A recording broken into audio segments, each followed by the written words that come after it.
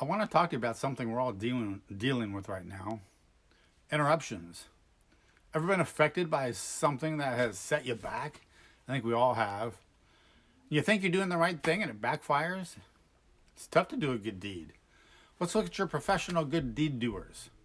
Your Lone Rangers, your Superman, your Batman, your Spider-Man. They're all wearing disguises, masks over their faces, secret identities. They don't want people to know who they are. Too much aggravation.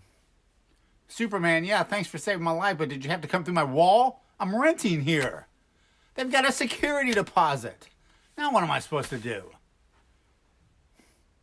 That's a major interruption. We're in the middle of a major interruption. We're all affected by this in some way. Can't hug, can't shake hands, can't be too close, can't have church, can't go to the movie theater. I don't know anyone who likes to be interrupted. But it's what we do with those interruptions that God really cares about. Jesus' entire ministry was made up of interruptions. Think about it. One day Jesus was going to a man's sick daughter, and he was interrupted by the woman with an incurable blood disease. She touched him in a crowd and she was healed. She interrupted him, and the interruption made the Bible. One day Jesus was preaching. Here's God on foot preaching, and nobody took notes. His sermon didn't even make the Bible, but the interruption did. 4 men ripped a hole in the roof in front of Jesus preaching. The interruption made the Bible, but his sermon didn't.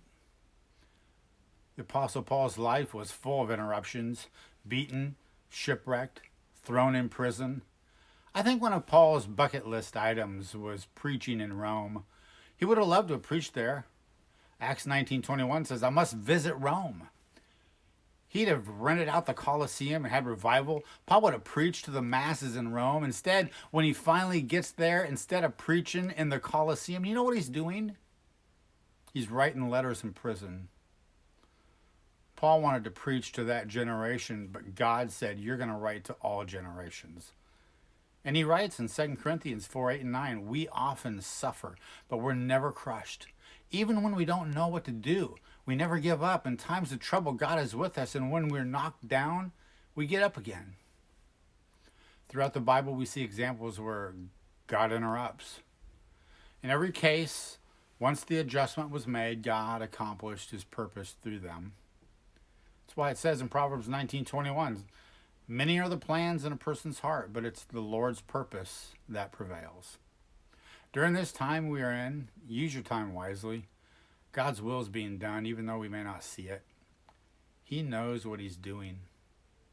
Stay healthy and have a great week.